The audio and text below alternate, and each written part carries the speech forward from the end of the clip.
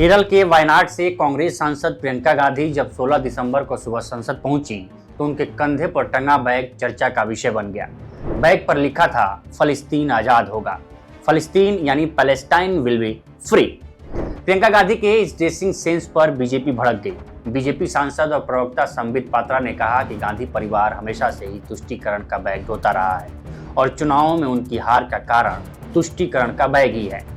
इस पर प्रियंका गांधी ने बीजेपी पर जोरदार हमला बोला। उन्होंने कहा कि ये रूढ़िवादी तय नहीं करेंगे कि एक महिला क्या पहनेगी और क्या नहीं पहनेगी। ये बरसों से चली आ रही रूढ़िवादी पितृसत्ता की तरह है। मैं इसे नहीं मानती, मैं जो चाहूंगी वही पहनूंगी।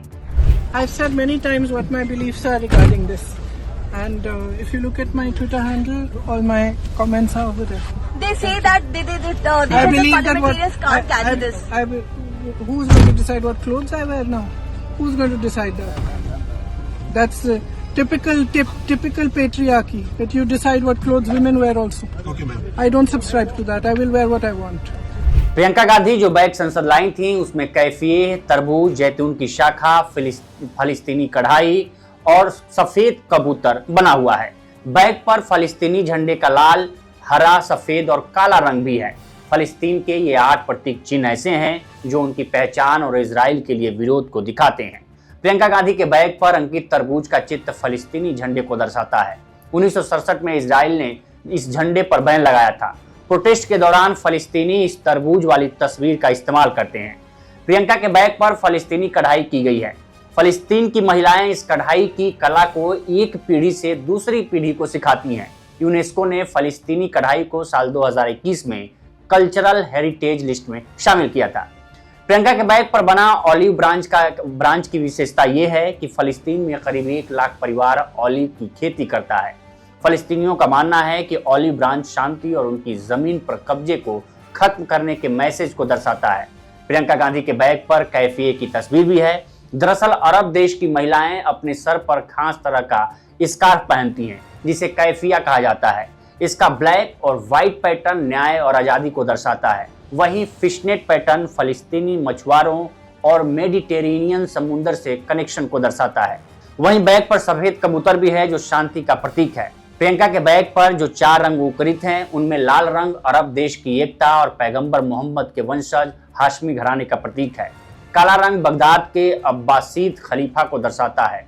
वहीं सफेद रंग उमैयद खलीफा को दर्शाता है, जबकि हरा रंग काहिरा के फातिमी राजवंश को दर्शाता है। दरअसल गाजा में इजराइल और हमास के बीच 1 साल से भी लंबे वक्त से जंग चल रही है। अब तक इजरायली हमलों में 45,000 से ज्यादा फलस्तीनी मारे गए हैं। इजरायली हमलों में अब तक हमास के 2 चीफ इस्माइल हानिये और यानास सिनवार मारे जा चुके हैं। इसके बाद से गाजा में हमास से कोई नया नेता घोषित नहीं हुआ है। मिडिल ईस्ट में अभी भी खूनी संघर्ष जारी है। गाजा के साथ इजराइल के युद्ध पर जून 2024 में प्रियंका गांधी ने इजराइल के प्रधानमंत्री बेंजामिन नेतन्याहू की आलोचना की थी। तब प्रियंका की टिप्पणी नेतन्याहू के अमेरिकी कांग्रेस को दिए भाषण में गाजा में चल रहे युद्ध का बचाव करने के बाद आई थी। तब उन्होंने कहा था कि गाजा में इजराइल सरकार ने क्रूरतापूर्वक नरसंहार किया है। प्रियंका ने एक्स पर लिखा था कि सही सोच रखने वाले हर व्यक्ति और दुनिया की हर सरकार की यह नैतिक जिम्मेदारी है कि वे इजराइल सरकार के नरसंहार की निंदा करें और उन्हें रोकने के लिए मजबूर करें। वहीं भारत सरकार का रुख भी फलस्तीन के पक्ष में रहा है। भारत ने संयुक्त राष्ट्र महासभा में उस प्रस्ताव का समर्थन किया जिसमें 1967 से कब्जाए गए पूर्वी यरूशलेम सहित फलस्तीनी क्षेत्रों से इजराइल के हटने और पश्चिम एशिया में न्यायपूर्ण एवं स्थायी शांति की अपील की गई। इस प्रस्ताव को सेनेगल की ओर से पेश किया गया था जिस पर 157 देशों ने सहमति जताई थी। लेकिन अब उसी बीजेपी को प्रियंका गांधी के बैग पर लिखे फलस्तीन आजाद होगा से परेशानी है।